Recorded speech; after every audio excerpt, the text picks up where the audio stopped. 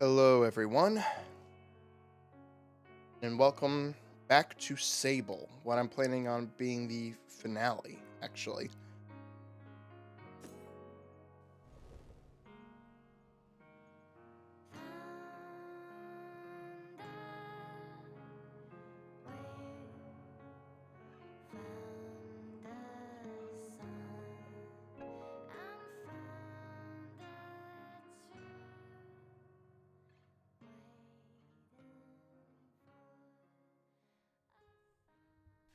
Okay. I put this up after I turned off the stream, but, oh, hello, there you are. But before I quit the game, so, we're finishing things up.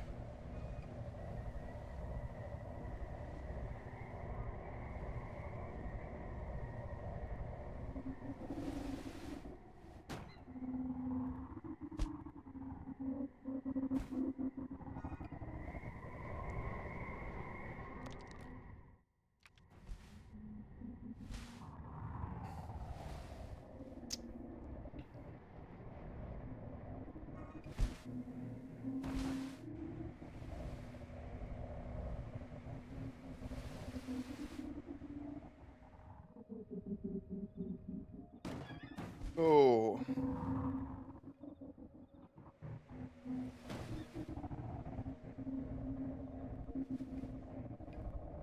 So yeah, I probably wouldn't have found this place without a little online searching.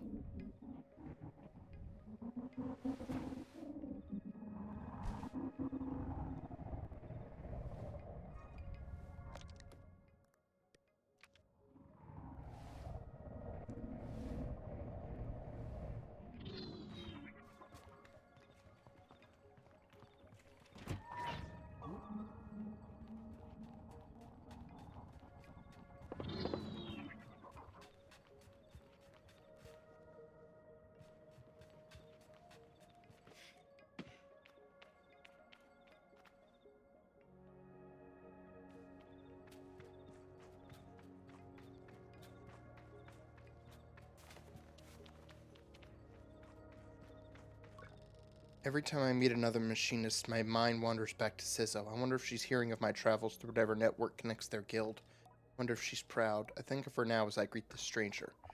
Oh, I love meeting gliders. Come here, come here. What's your name? I approach and tell her I'm Sable. Sable sounds a lot like table. You get that a lot? This is the first time. I tell her this is the first time. Really? First thing I thought of. First thing. Anyhow, my name's Fear. Sounds like fear, right? Sounds like sheer, too. It looks thoughtful. I mean, I guess. Anyway, I didn't call you over to talk rhymes. I called you over to show you something you are going to love. I'm pretty deep into historical stuff. Ruins, old-timey ships, the old books, all the old monumentalist leftovers, you know? I nod. Well, recently I've deciphered a few monumentalist texts which point to some sort of synergistic structures positioned all across the world in all different deserts. What do you mean synergistic? I mean that the text suggests they're responsive, more than simply statues or slabs of rock or whatever they're from, or whatever their form. The text suggests they record data or somehow interact with people. But I think it's something else, something way more fun. I ask what she thinks they are. I think they're a game. See, we have this thing, everybody does, where we look to the past and we assume they were all work and no play, because all we see, all that persists, is their labor, ships and logs and tools and things. But fun's ephemeral. Jokes disappear, doodles get lost while art survives, so we lose it all and we go on assuming they never had any. So if you've got the time and the inclination, Glider, I'd recommend you keep your eyes open for monumentalist architecture that seems suspicious or strange and responsive somehow. I'd say a glider on a bike's the perfect person to test my theory if you're up for it. Sounds fun. Good. Thank you. I'll try to keep deciphering my records. Report back what you find, please. And if you sort out the game, I hope you enjoy it. I tell her I will.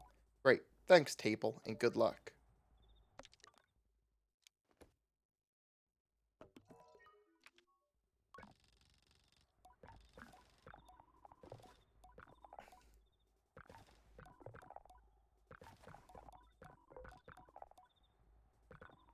Okay, it's the same thing.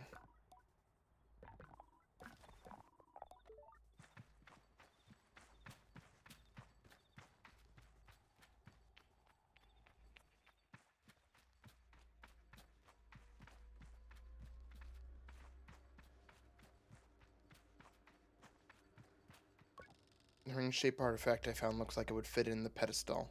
Insert the ring.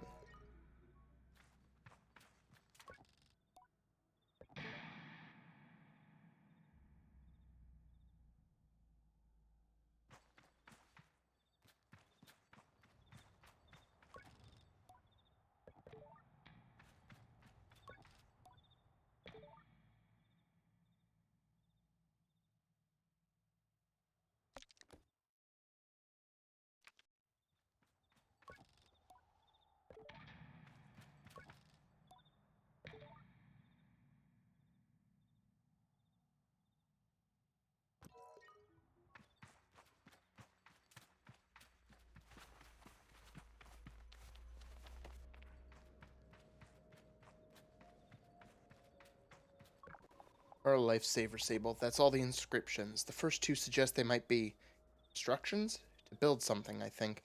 The third part seems to be where all the good stuff is. I ask what she means by good stuff.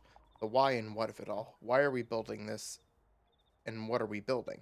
I suspect that this is a bit of a treasure hunt, and you're meant to make your own prize. In which case, part of the game is solving the third clue. So I think your work is done for now. And mine begins. Give me a few days, Sable. I reckon I could crack this soon.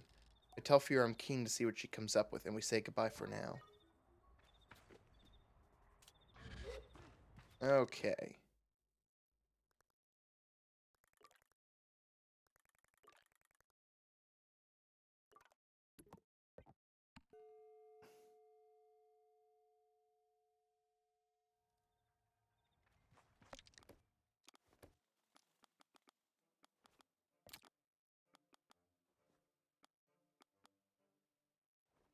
In the heart of Midden, below pillars of rock. Yep, that's here.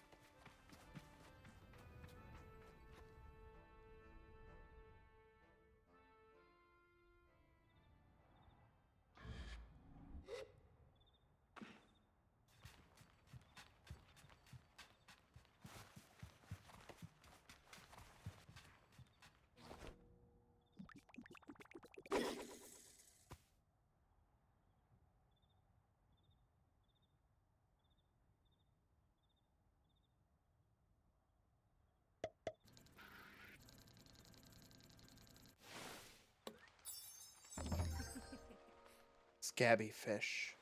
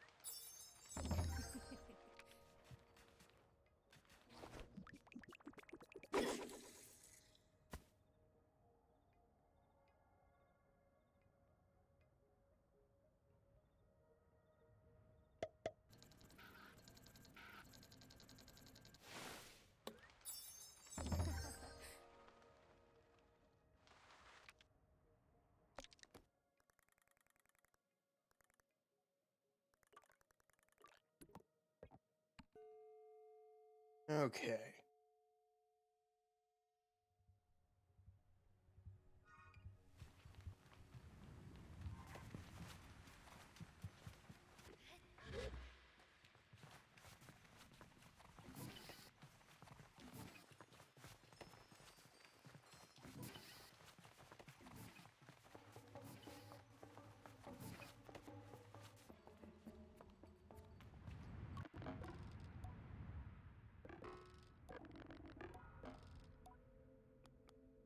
Which fish do I have left to catch? Ghost soul, light koi. Suckerfish. Cup angler.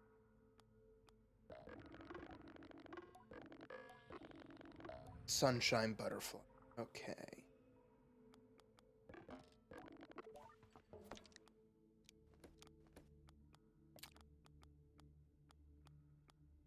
Seek the souls of old bones.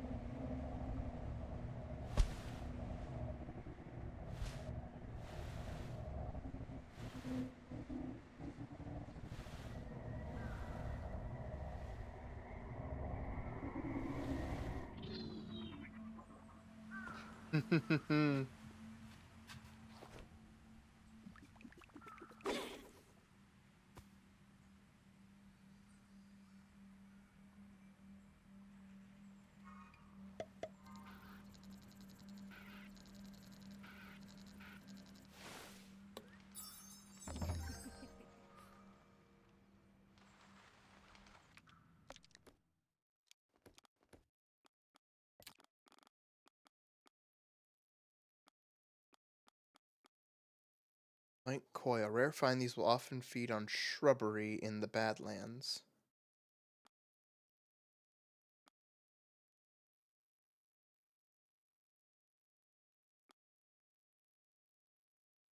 The shade of large rock arches in Red Sea.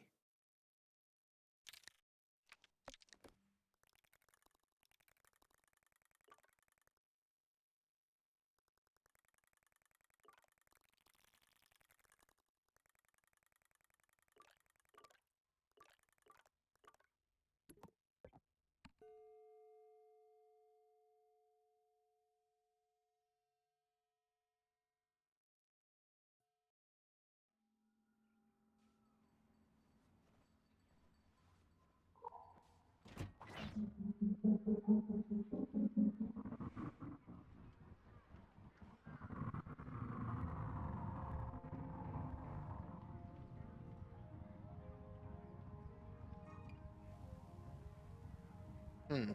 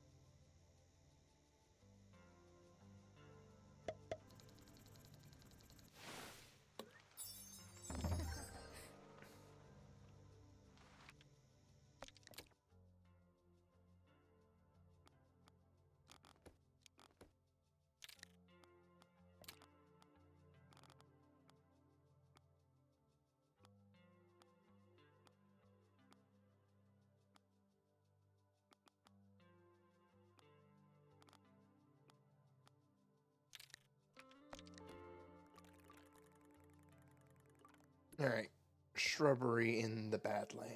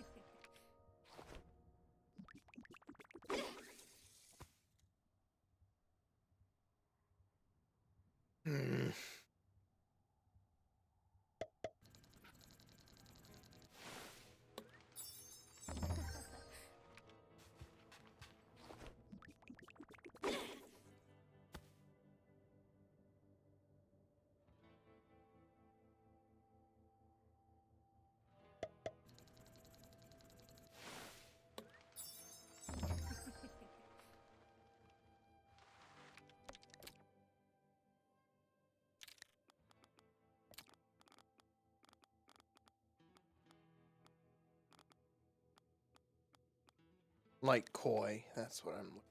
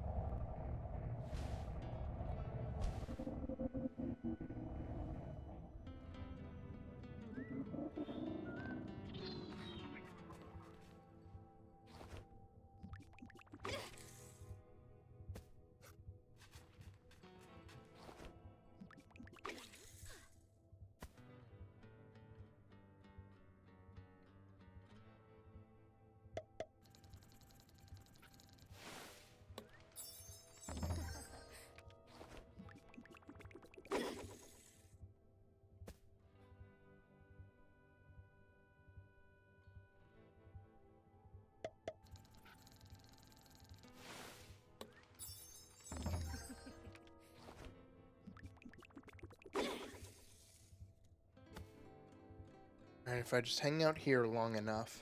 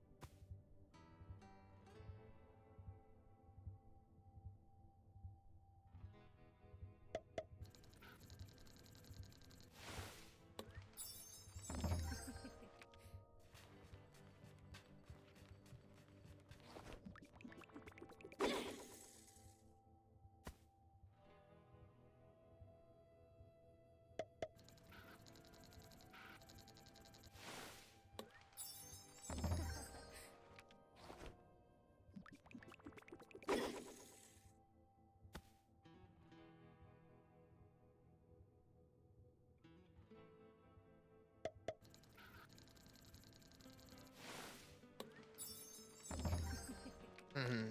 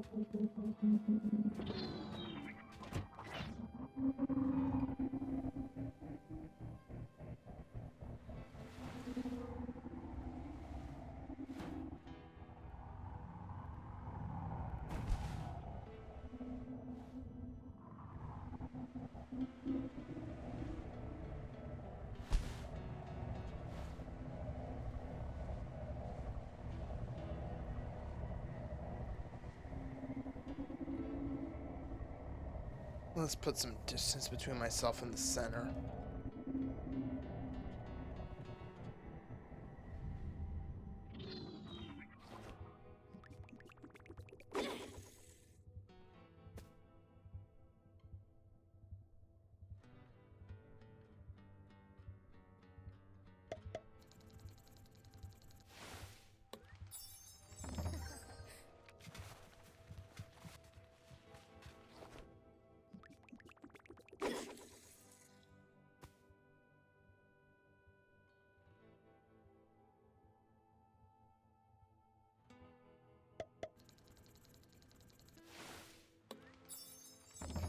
Like koi. There we go.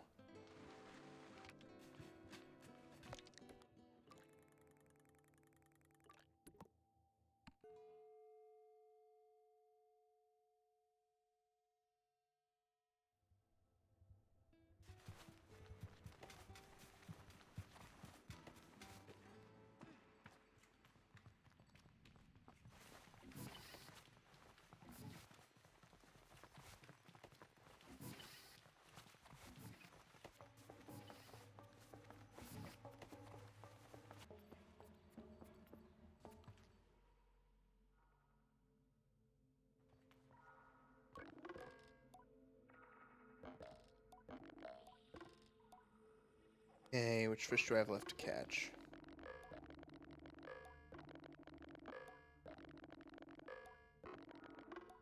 The teacup angler, which I think is in Hakoa.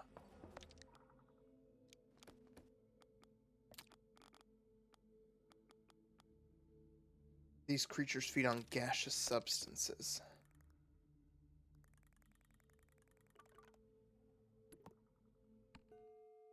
Alright, Southern Hakoa it is.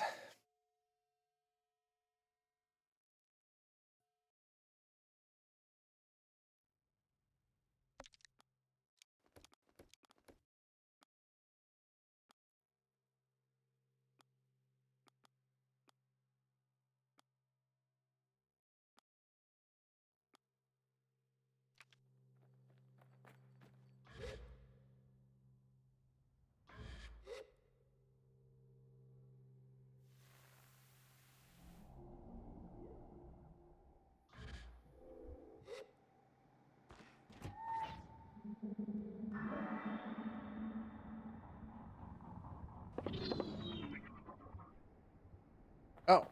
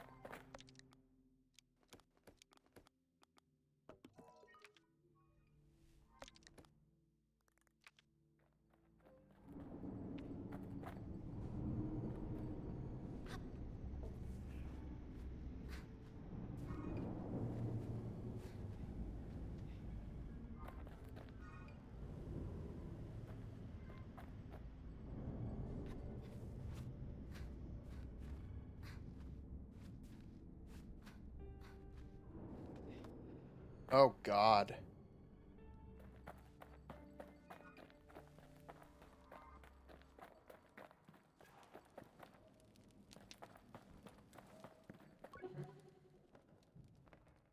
I would like to tell me about this camp.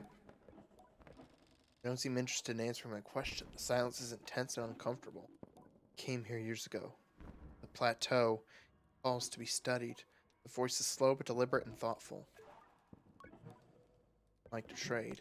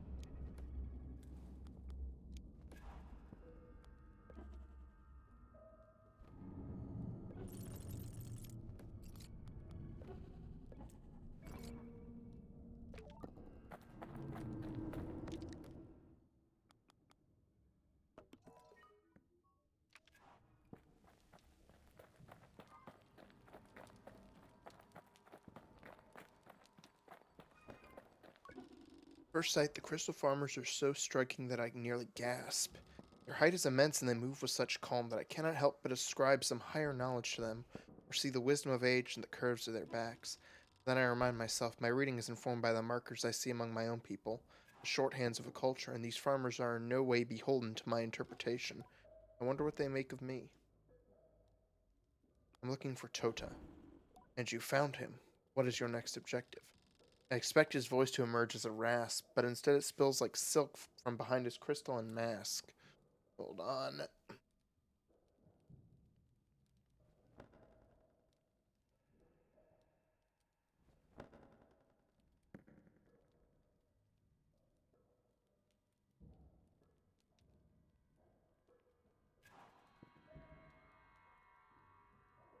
But instead it spills like silk from behind his crystal mask. There is a purity to the sound of him. Every word reaches me as cleanly as a whisper in the ear. I speak slightly louder than normal to ensure that I am heard up there. Tell him my name is Sable and that Zara sent me to collect crystals, but advise that I speak to him first. There are no eyes on the crystal he wears, but he lights up at the mention of her name, and I still know where to look. How pleasing to hear that she is well. It has been weeks, if not months, since I have seen dear Zara. Tell me, Sable, are you on your way to becoming a machinist? I'm considering it. Tell him I'm considering it, and he nods. The light catches his mask, and it glints with every new movement. If you do decide to scale that peak, there are few better mentors than Zara. Now then, how may I help you, Sable? How do I harvest the crystals? Tell Toto that I was sent to collect lightning crystal and ask first if I'm allowed to do that, and second how I might go about it. You're welcome to try. If anyone but Zara had sent you, I would consider talking you out of it, Sable, but she knows people, so I'll simply tell you. Tota nods up at the plateau. Watch and wait for lightning to strike one of the obelisks. When it does, you'll see crystals begin to form on its surface. You need to climb up onto the obelisk and break off what you can of the lightning crystals. You'll need to be quick about it, though. Get them before they shatter. Not that I think you'll have much trouble. You've a certain quickness. Thank him for the vote of confidence. Anything else I can do for you? What are those big robots? Those are the reason my shoulders are complaining and my knees are grinding to dust. They used to harvest our lightning crystals, but now we must do it ourselves, and it's not easy work. I ask what happened. They stopped, all at once. One day after a storm that seemed otherwise entirely normal, they all simply stopped. Some fell over, others stayed up, but none of them ever moved again. Sympathy, I say, that must have felt a terrible omen. He shakes his head and it's the quickest I've seen him move. Oh, nothing like that, no. There is some explanation in the mechanics or the chemistry, even if we don't know it. And in that, at least, we take great comfort. I nod, and I think in some way I understand him better. Anything else I can do for you? Goodbye.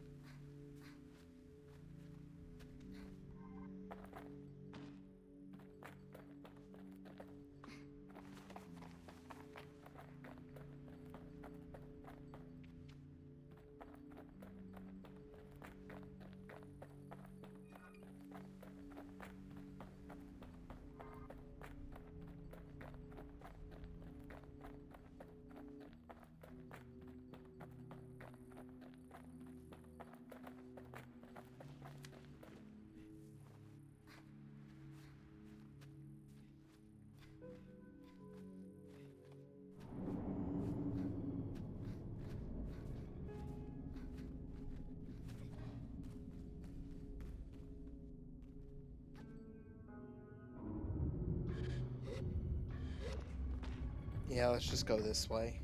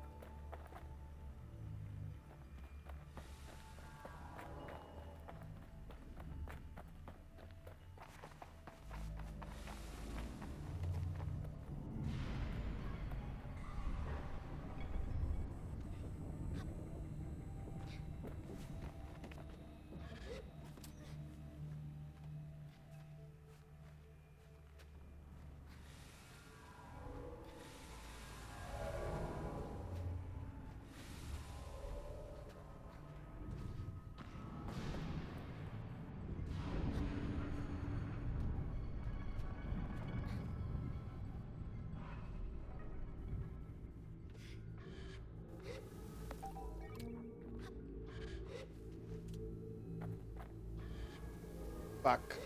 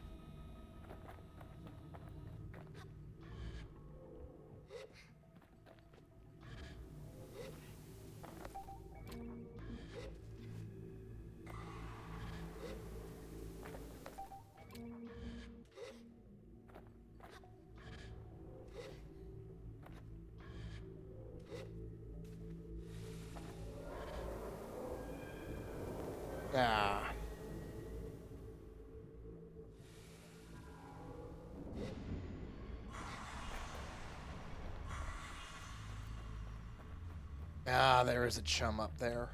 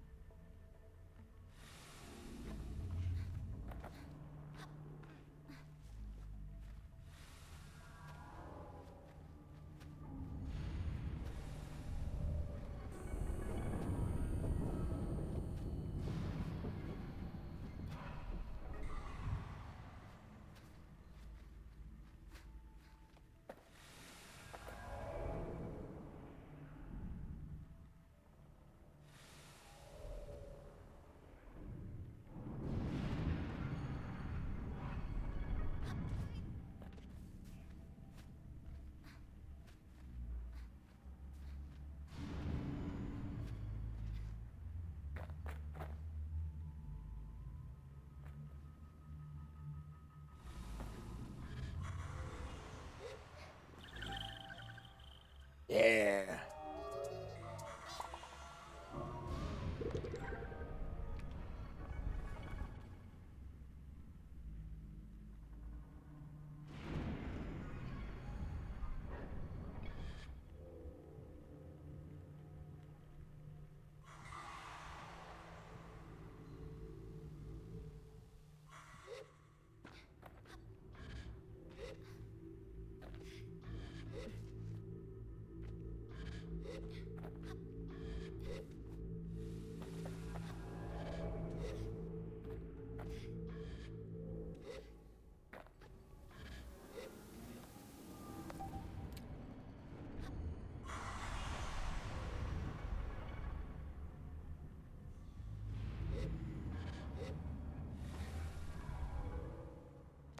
Okay.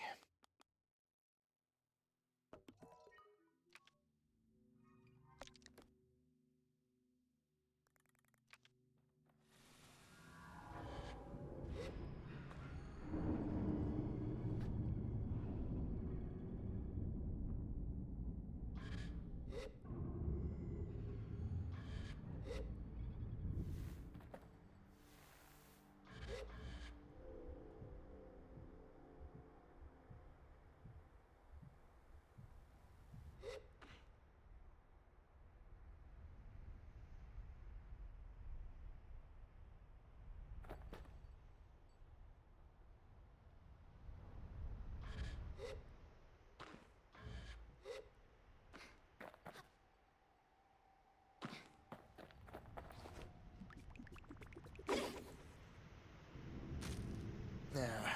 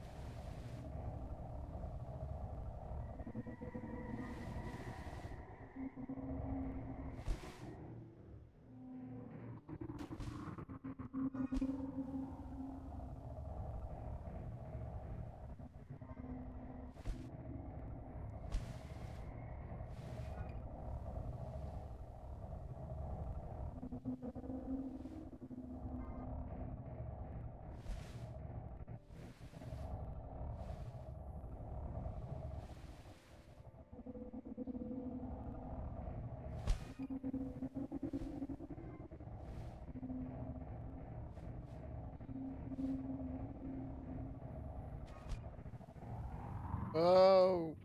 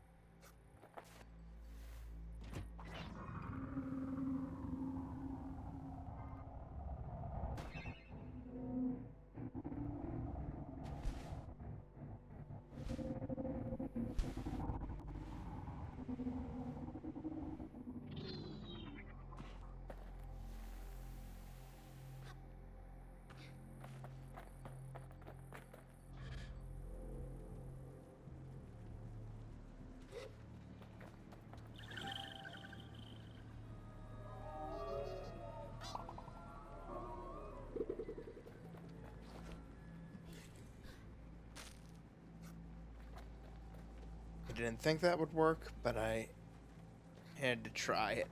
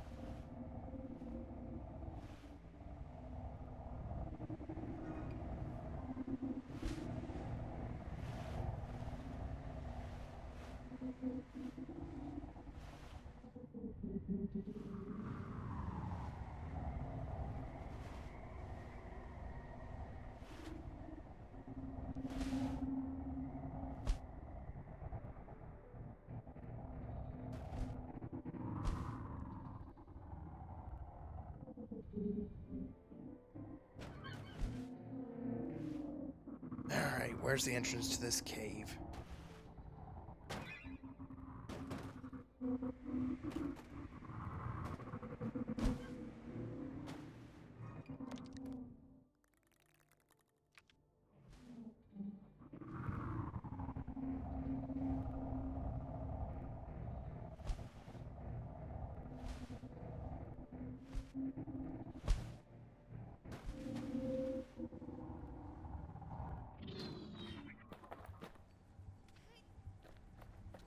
No.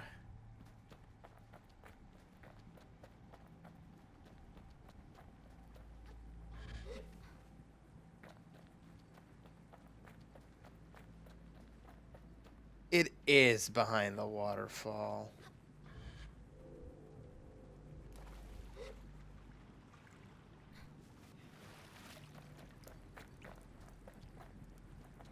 Is it? Ah.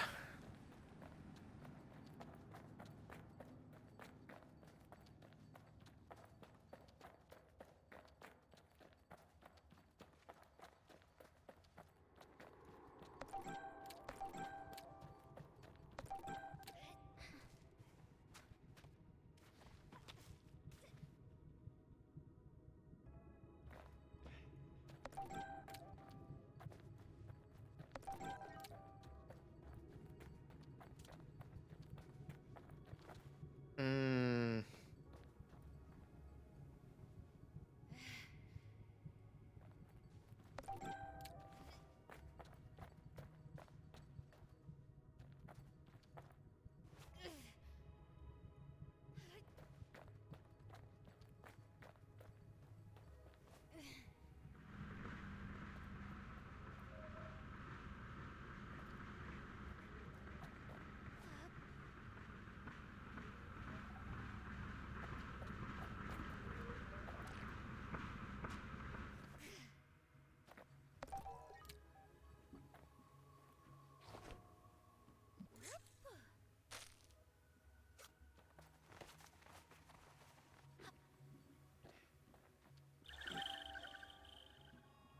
Alright, figured out how to catch him on my own.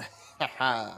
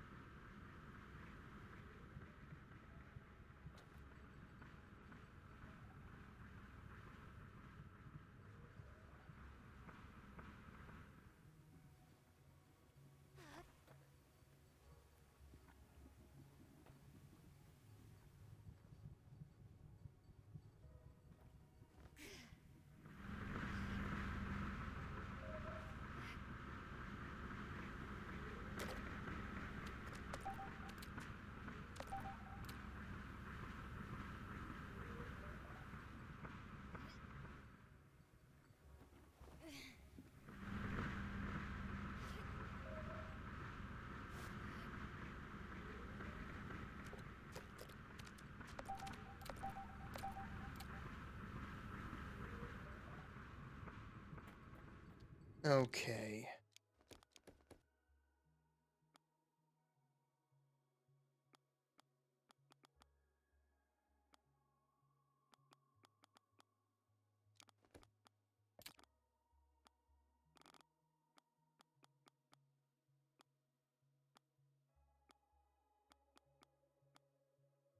Teacup angler.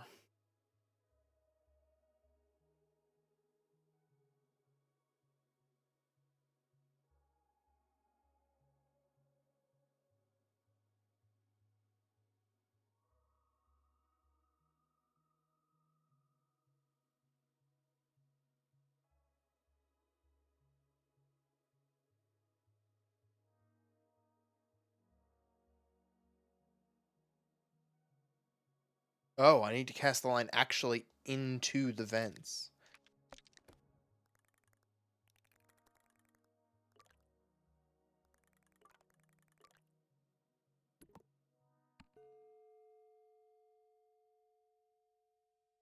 Not, not around, in.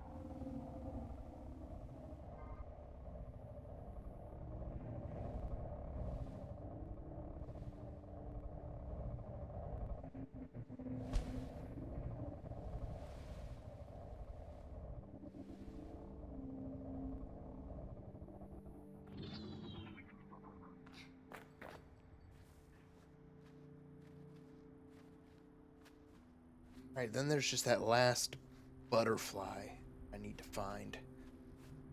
No idea where it could be.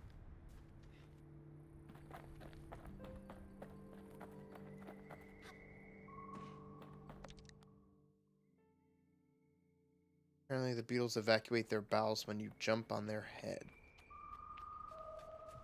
Oh, is that a... There is a chum up there.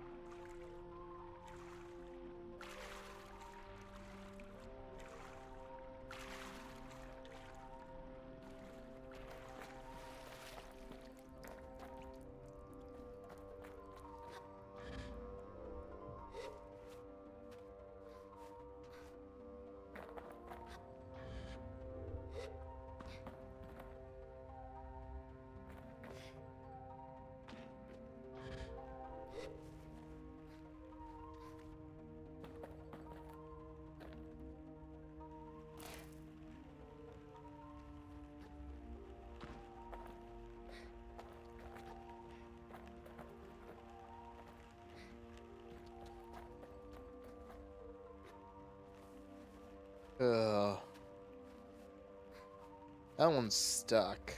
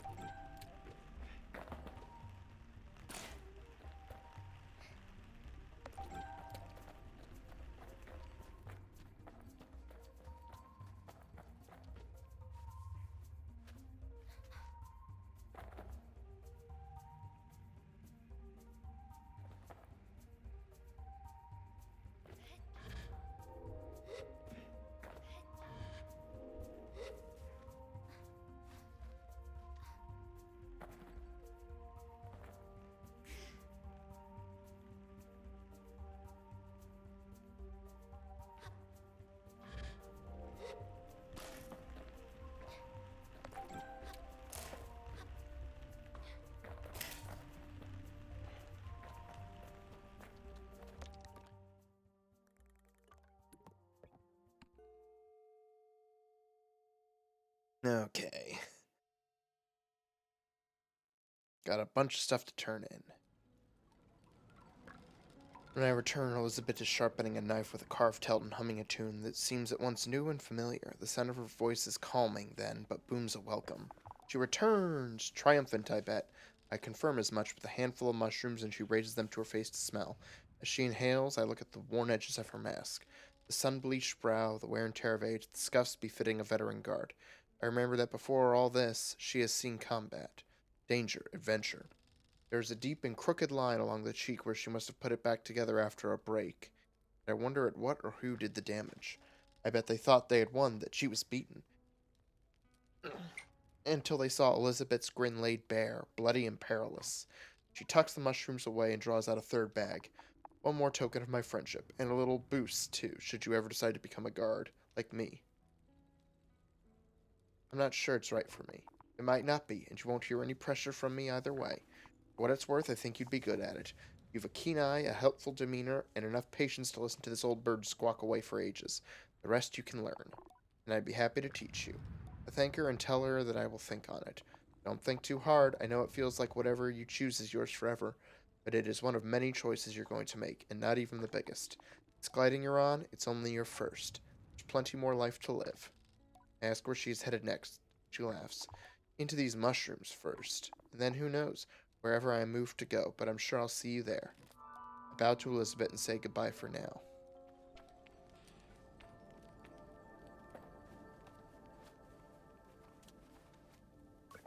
Greetings, Glider. What can I do for you? I've got the poo for you. Tell the innkeeper I've got her poo. She's ecstatic. Well done. Thank you so much, Glider. That's really wonderful of you. Did you have fun? I wouldn't call it fun. Tell her I wouldn't call it fun exactly, but I finished the job, and I'm ever so grateful. Thanks for doing this, Glider. My flowers are very grateful. So on their behalf, I'd like to give you this. It's a beetle badge, which I'd say you've earned by virtue of all the poo handling. I'll take it. I offer my thanks, give a wave, and go on my way.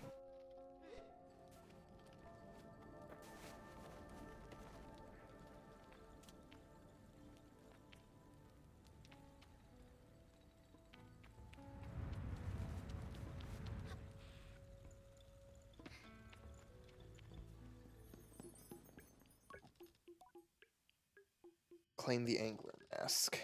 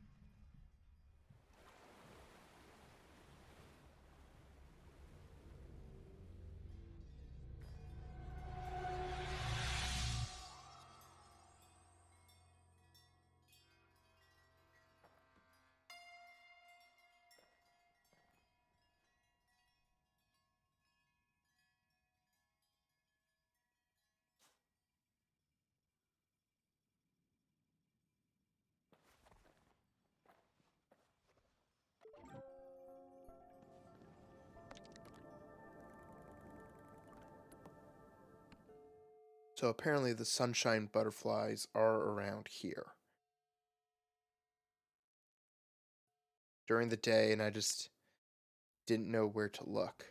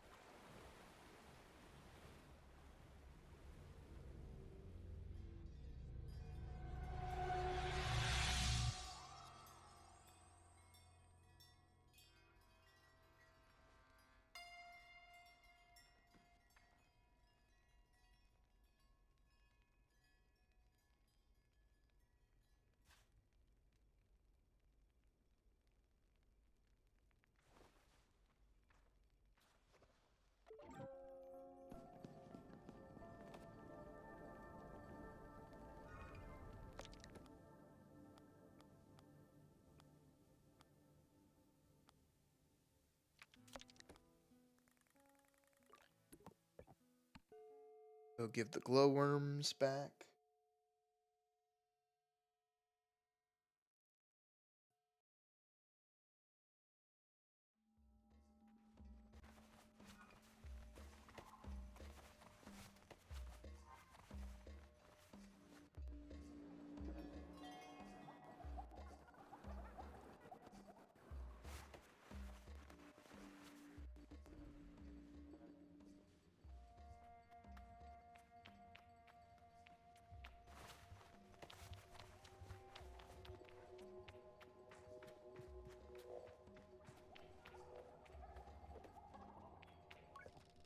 Tell Citra I have the glowworms for.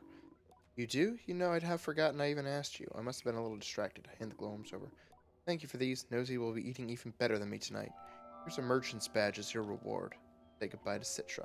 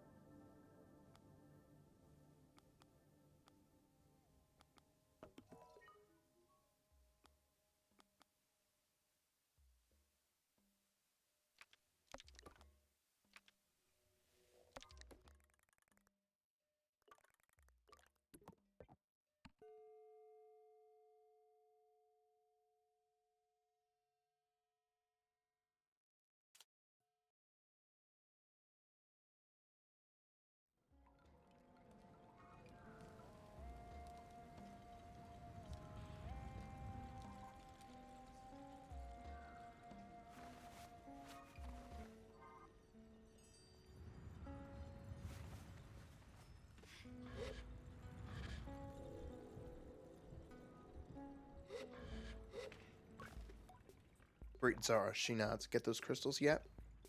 I have them right here. I give her the crystals and she nods approvingly, tossing them around in her hands and inspecting the crackling glow of each one. I stand impassive, my arms crossed this time. So, what do you think? I think you deserve a badge. Zara hands me a machinist badge. Thank her and ask what she intends to do with the crystals. You'll like this. I'm building bike parts, and I'm happy to offer them up for trade if you've got a mind to make something big, fast, and electric. My ears perk up. You have to slap it together yourself, but that's how you bond with a bike, right? Putting it together piece by piece. Bonding with a bike. I think of the soft, static hum I feel in my hands when the sun is warm on Simoon's surface, and how she brings to mind a basking beast. We do bond, her and I, don't we? Tell Zara I'll be sure to come to the machinists next I need such things, and we say goodbye. Say goodbye to Zara.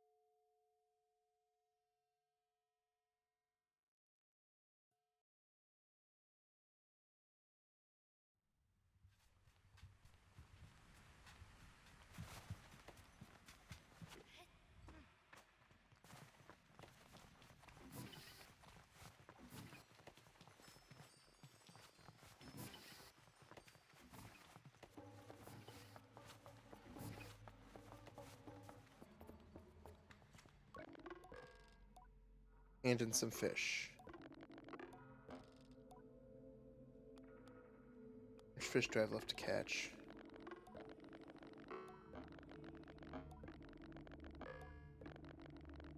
Investment collection completed.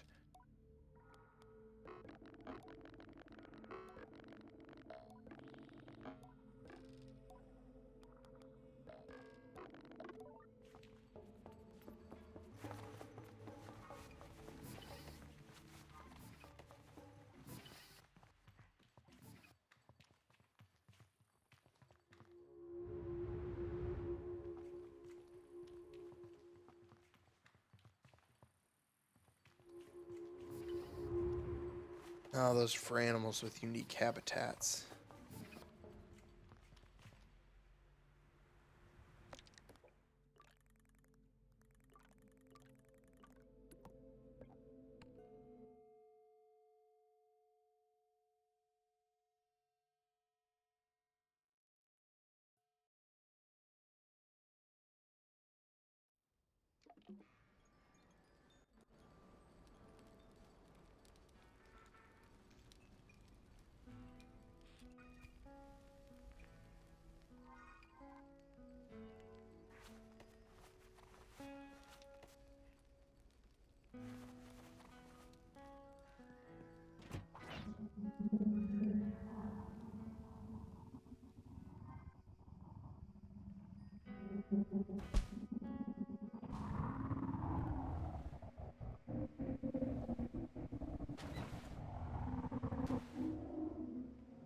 Haha, woo!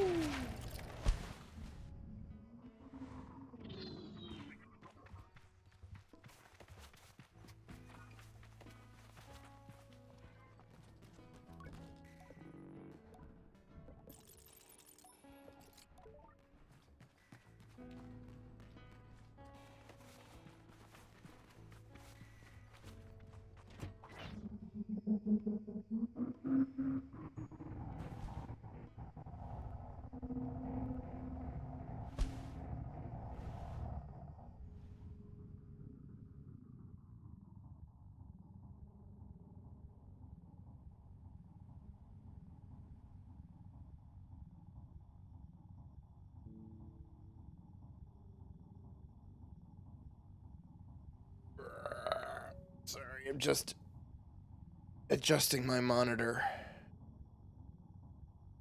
Ah, that's what it is. Okay. It's the sun coming in. It's not my lamp.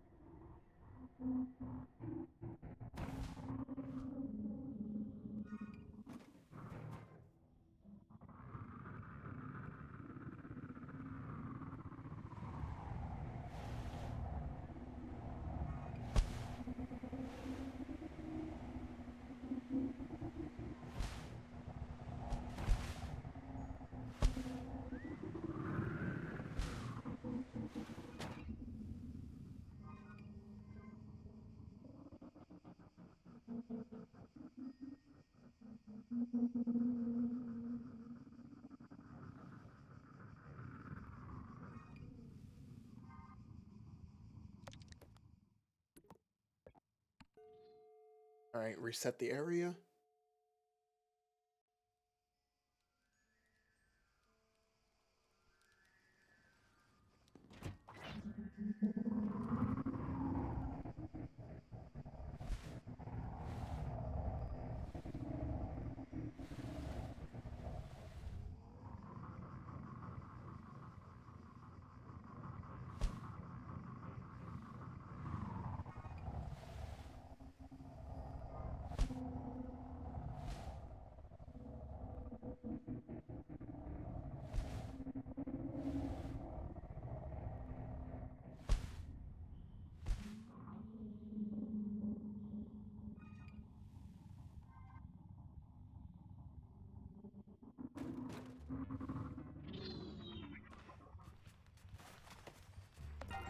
What? How did that work out?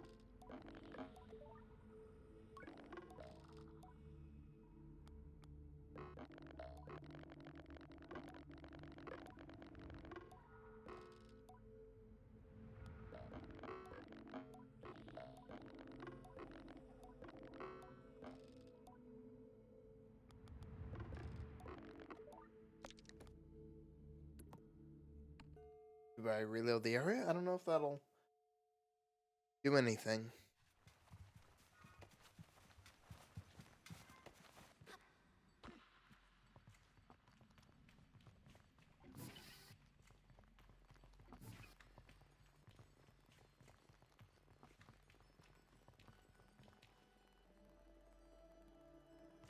Hell yeah.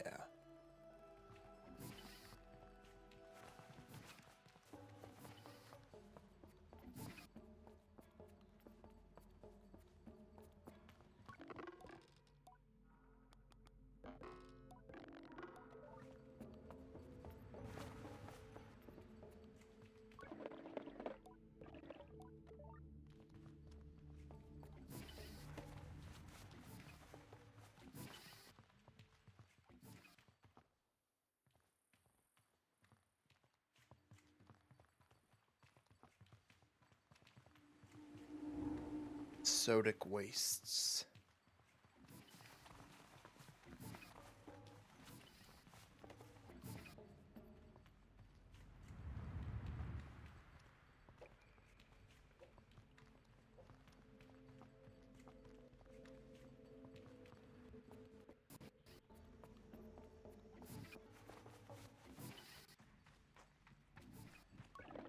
Oh, hello, glider type.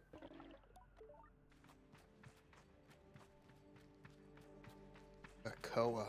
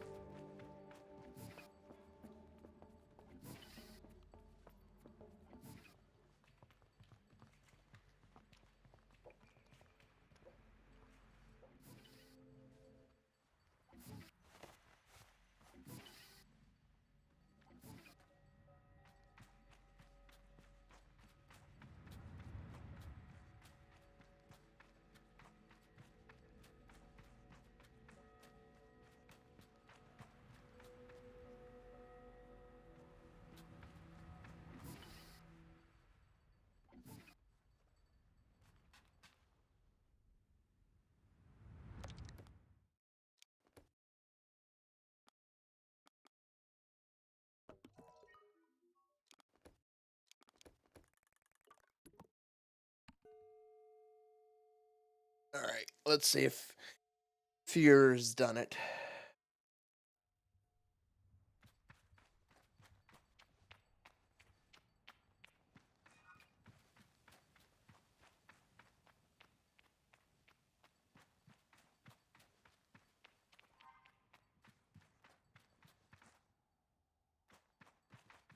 Oh, there you are.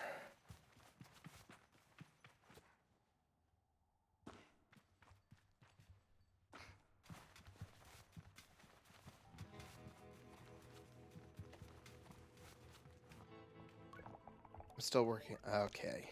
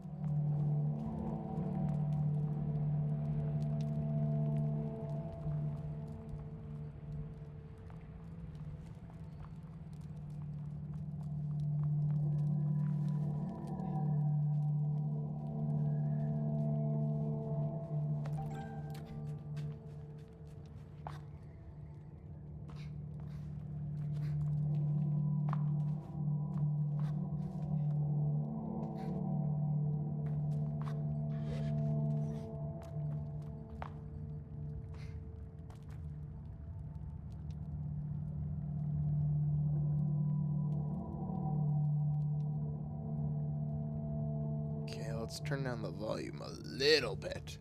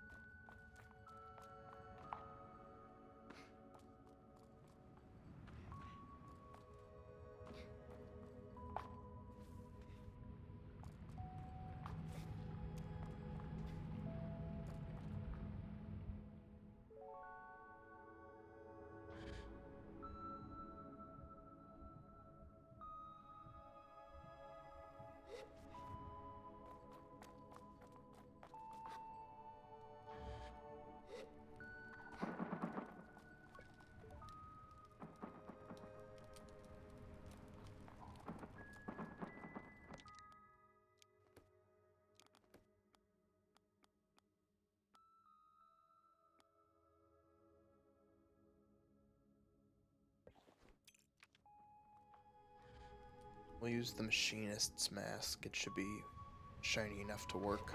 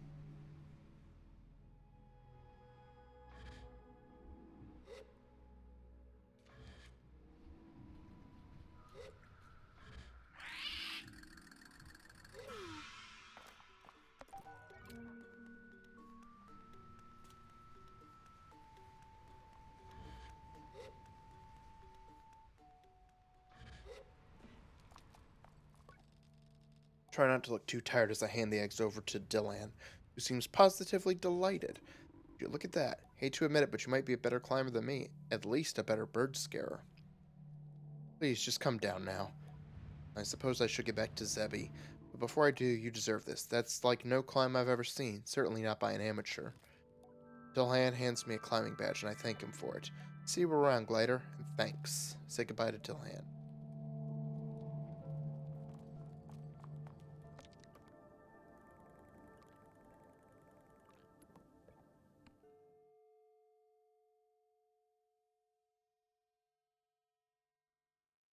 Alright, let's get the climber's mask.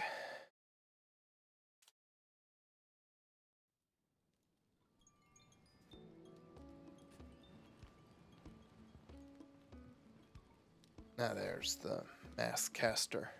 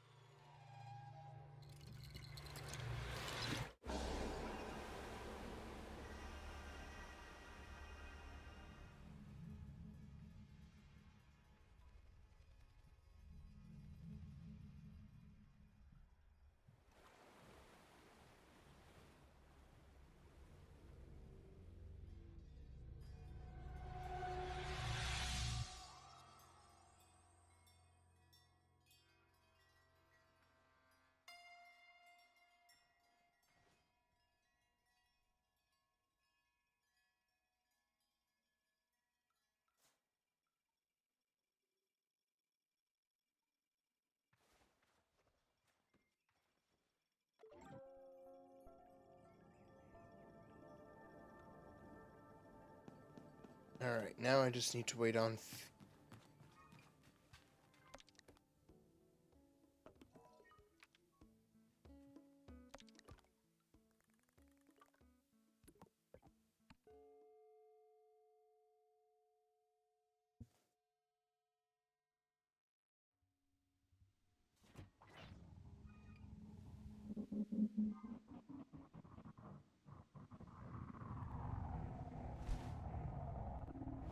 Oh, shit!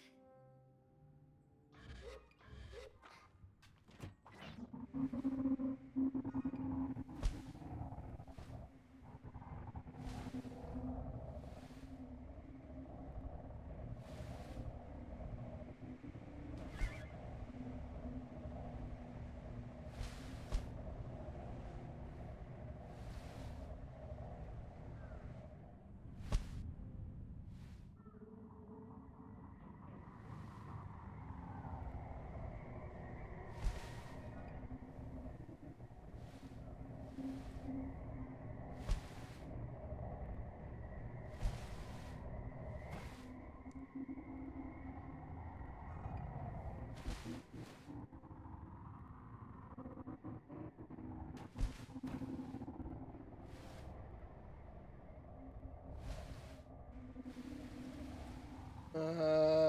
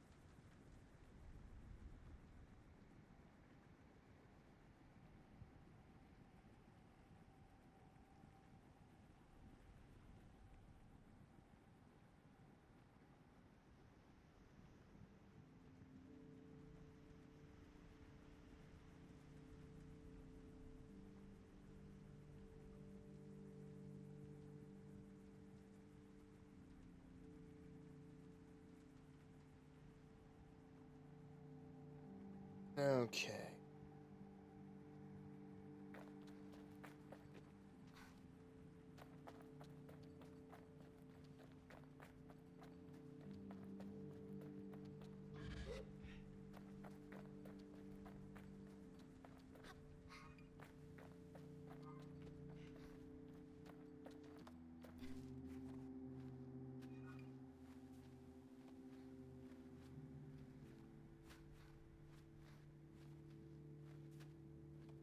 And not much left to do.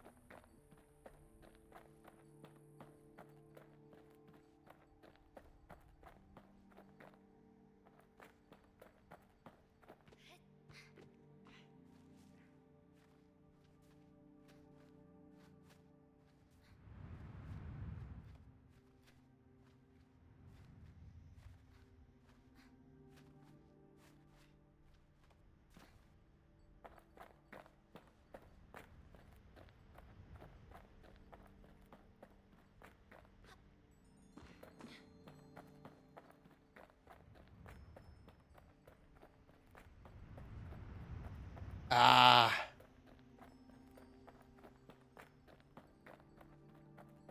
Okay, there is a chum there.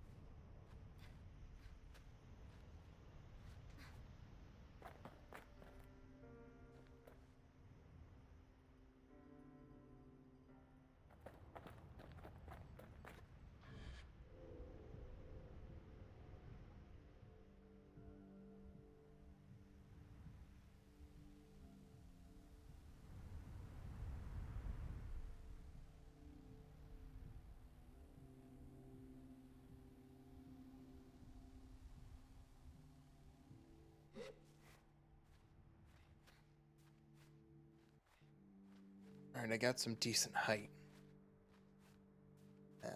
See if this lets me make it to the top.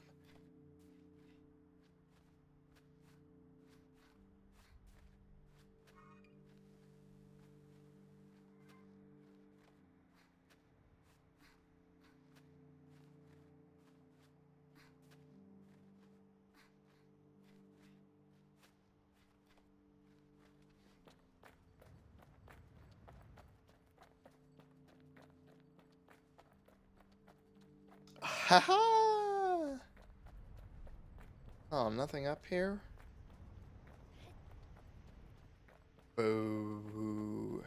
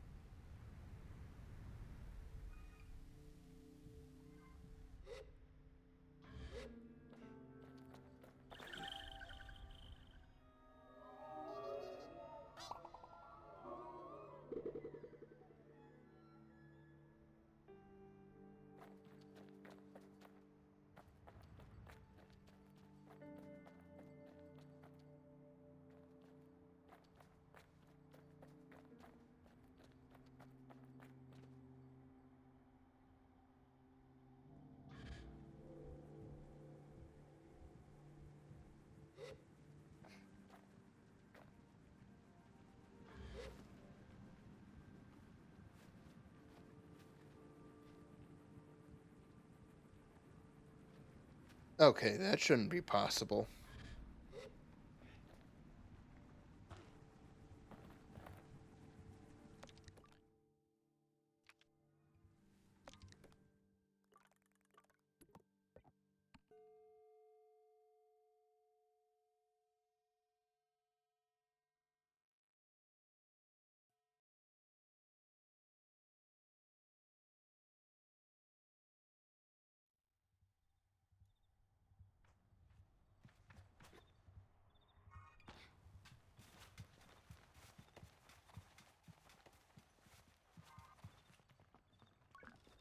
On seeing me, fear all but leaps with excitement.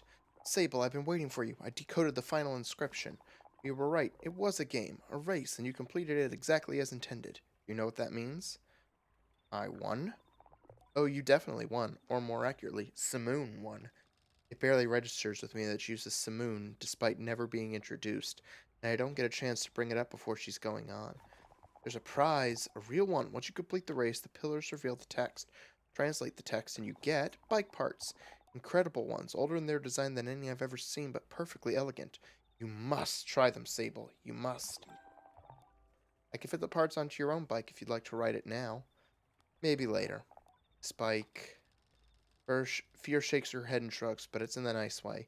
The way you do it, something so grand and so beautifully awe-inspiring that you can't help but feel small, sort of casually useless in its shadow. This bike is wonderful. I tell her I agree and thank her for the opportunity to ride in an ancient race. I also explain that in playing their old game, I felt more connected to the past than I did hearing the drier bits of history. That's great. I mean it. I don't know if I'm just a romantic or something, but I always have such a hard time connecting to the past without connecting to the people. Strange for a machinist, isn't it? I think about it. I suppose it is strange for a machinist somehow, but I find it comforting too. There really is room for all kinds behind all masks. I want you to keep the bike and bring it into a new era. Let it see how the world changed while it was sleeping. I don't ride much myself nowadays, so it'll be in good hands with you, and I get to be smug around the other machinists, which is all the reward I really need. Thank Fear for her skill and generosity, and head off.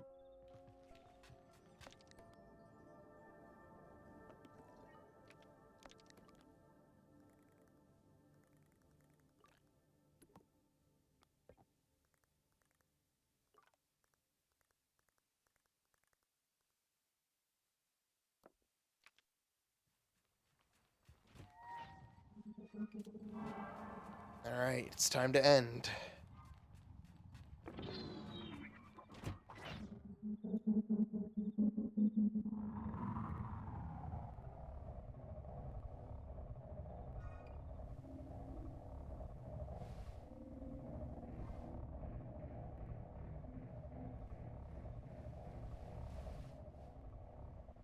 I feel like it's important to make this last part of the journey oh, on foot, or on bike, rather.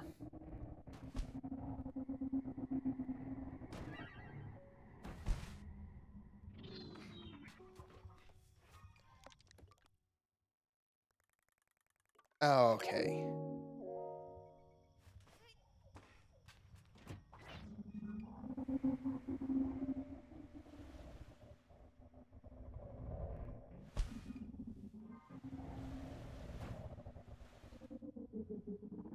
I'm gonna be a cartographer so I can go around and see the world and explore. That was my favorite part of the game, really.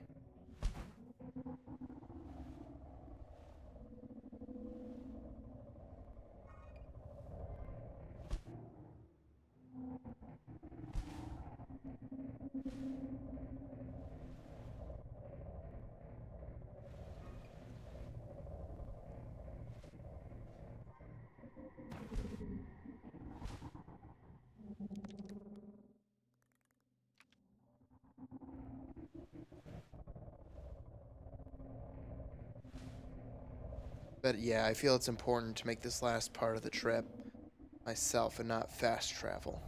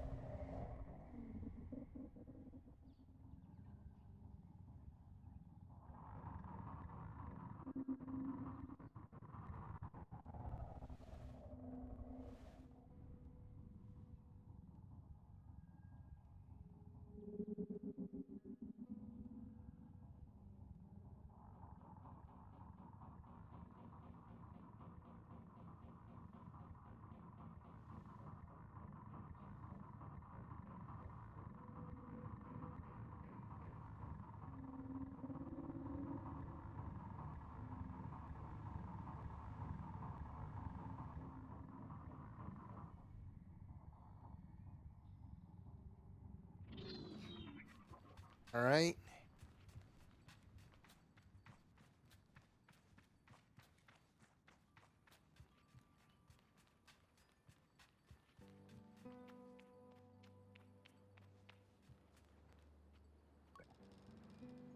As the ibex camp draws closer, the imagined threshold between home and gliding is palpable. It reminds me of coming in from a sandstorm, so fierce that the grains have whipped through the air and through your clothes. Peel off the layers of sand-beaten fabric and marvel at the dust on your skin, bits that managed to get through despite every precaution. And though you feel so grateful to be home and so comforted by the safety of the indoors, you can't help but smile, nostalgic as you wash the sand away. What an adventure you've had, and it was only for you. Am I ready to choose my mask now? There's no going back if I do. I'm ready. I think I'm ready. But am I really ready? Definitely ready.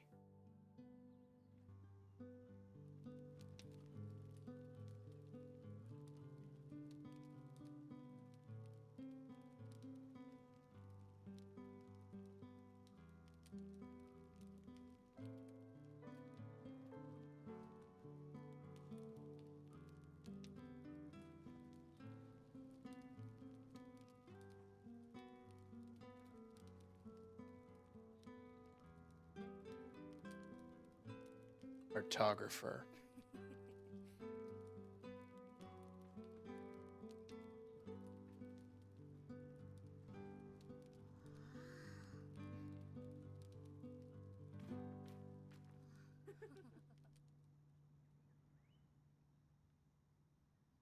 Hmm.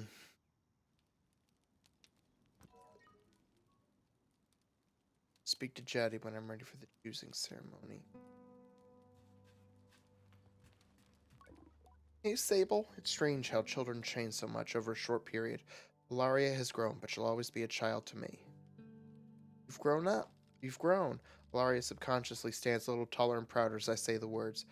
Can't help but smile, remembering all the times adults would say, "Oh, how you've grown," to me as a child.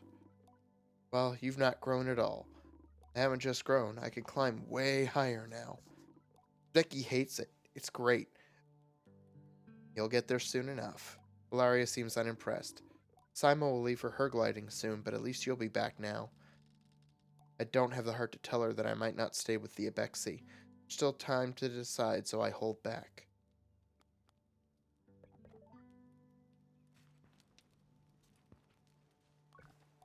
I greet Sizzo. How do you do, clan child? Talk about Simoon. How was your companion? I would have been lonely without Simoon. Of course, the desert can be a desolate and sparse place. Traveling with a partner is the only way to keep the mind at peace. What will happen to Simoon now? Well, it's almost time for Sima's gliding. Simoon will likely accompany her across the dunes. I feel a pang of melancholy as I think about losing Simoon. It had to happen one day. Nobody truly owns a bike in the Abexi, but is merely accompanied by one. I am grateful to have at least had that blessing. Met a lot of your machinist friends. Tell Sizzo I met a lot of her friends on my travels. I know this, and I hope they were good to you, and to Simoon. I tell her they were, and she seems to take a bit of pride in that, which is rare to see in Sizzo. Some really great machinists out there. I like them a lot. So you came back. Sima crosses her arms, a challenge. Tell Sima I had to come back because when I left, some minuscule little beetle hunting part stealing menace threw a fit about it and couldn't stop crying because she missed me so much. She nods. Yes, Jotty took it very hard. I can't help it. I laugh, and I think in doing so I let her win. I tell her I missed her. I missed you too, Sable. I'm happy you came back. Though I could practically see the pout beneath her mask, I'm impressed at how genuine she's able to sound, even if you don't end up staying long.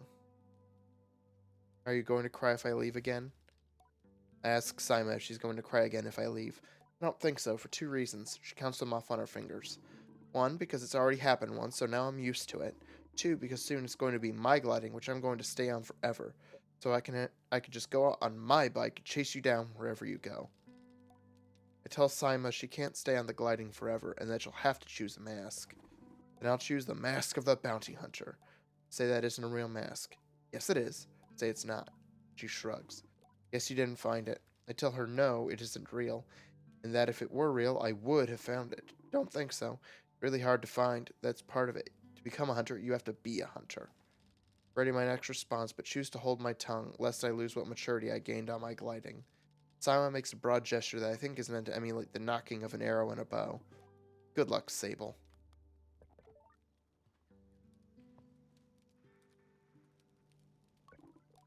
Hello, Sable. Something I want to discuss with Driss. I'd like to relitigate the sand cutter incident. I asked Driss once for all if on that fateful day of my gliding he'd actually forgotten to help out with my bike, and if the test ride on the sand cutter was a sly cover-up. He cocks his head. What are you talking about? You know what I'm talking about. I tell Driss that he knows very well what I'm talking about, but he shakes his head. No idea. I remember the whole bike thing going very smoothly. Plus, you took that sand cutter out and didn't even get a little bit on fire. Great stuff. I accept Driss's response. I suppose even the gliding cannot be the answer to all things.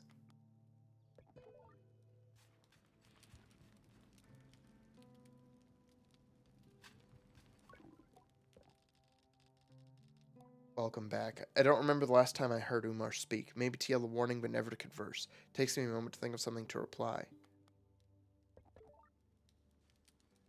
Alright. Being back with the Abexi is more comfortable than I expected. I think I thought the gliding would change every part of me, and that I would come home different. Perhaps more mature or more jaded, or at least able to grasp more of Driss's jokes or Halal's poetry. The actual change is more subtle, and it's that, somehow, despite spending so much time discovering the world beyond, I've never felt more like a part of this clan. And it isn't about being a Bexy or which mask I ultimately choose. It's simply that I no longer feel so behind everyone, or like they know some grown up secret I yearn to understand. I feel embraced, wholly, as the person I am. Sable. Sable. So now we've heard your stories, or at least the ones you're happy to tell. That means it's nearly time now. Jadi sighs contented. I suspect that she was more concerned with my experience of the gliding than the grand choice at its end. For that I am grateful. Are you ready to choose? Am I? I'm ready to choose. I tell Jotty I am ready. She nods. I won't keep you, Sable. If you know what you want, then all I desire is to learn what that is and celebrate it with you. I'm allowed to be excited too, aren't I? She chuckles. Whenever you're ready, proceed to the temple. Maybe I should choose the ibex mask. Tell Jotty that after everything, I'm thinking about choosing the ibex mask and staying with the clan. You'd be welcome to stay with us. I know there's a lot of pressure to choose something else, so much that it sometimes feels boring to choose the very mask you started with. But all of us were gliders once, and certainly not all of us were Abexi when we started. We are those who walk at hoofsteps and seek our freedom in the desert. We know movement, the flow of migration, the joy of changing skies and shifting sands. We embrace difference and celebrate connection all at once. I'm proud to be Abexi. And you may be too. Thank Jotty for putting it so nicely. She leans in for a whisper. And if you aren't, you could still come visit. I won't tell. Tell Jotty I'm going to speak with some of the others before I go to the temple. She shoos me away. Of course, go on. Just come back when you're ready.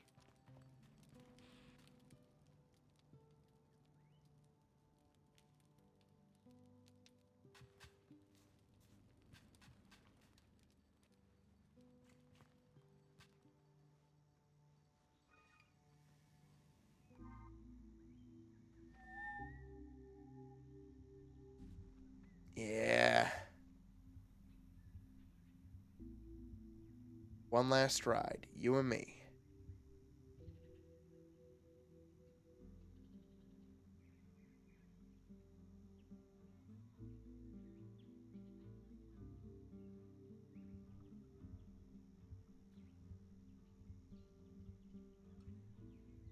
Or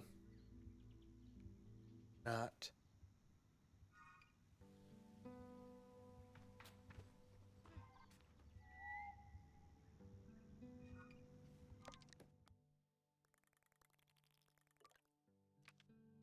Thank you, Simoon,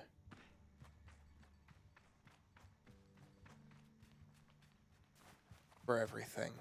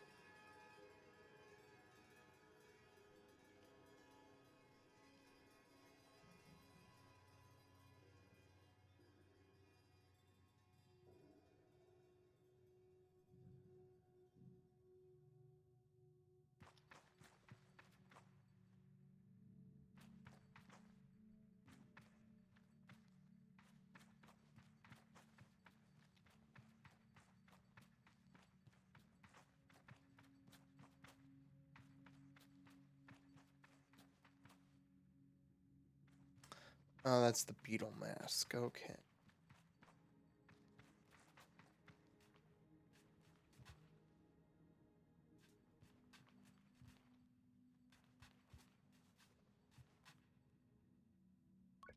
Do I want to choose the cartographer mask? Yes. Scaled some incredible heights as a glider, but imagine the thrill of navigating my own balloon. The sheer distances I would travel, the unique perspective I would get, looking down on people gliding through the desert like little beetles in the sands. I'm sure there's still many places to map, histories to uncover and notate, ancient cities not yet uncovered by the sands to survey, and unimaginable landscapes still to discover.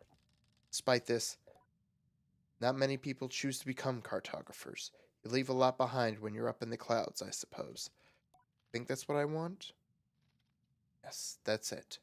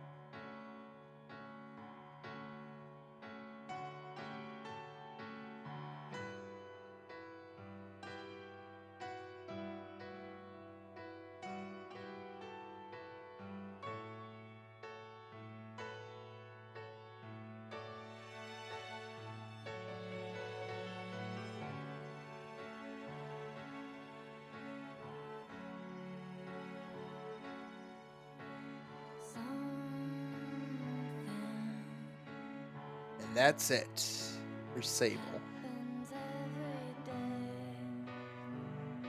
Performance issues aside, it was really fun, and it really sold well what it was doing. I loved it.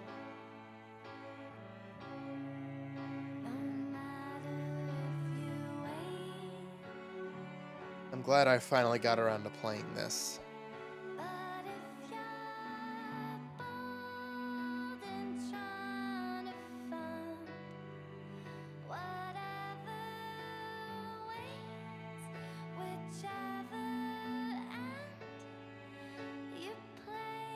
So yeah, that's it for tonight. I will be back tomorrow night and Thursday with Elden Ring. And that's just gonna be... Oh. Okay. And yeah, and that's gonna be what I do this week. I may get to some Elden Ring this weekend as well, but yeah, rest of this week it'll be Elden Ring. So, yeah. Thank you everyone for watching. This has been a really fun and good game, and I really enjoyed it. So yeah, that's it. Thank you all. Have a good night, and have a good Tuesday. And I'll see you tomorrow night for Elden Ring. Bye-bye.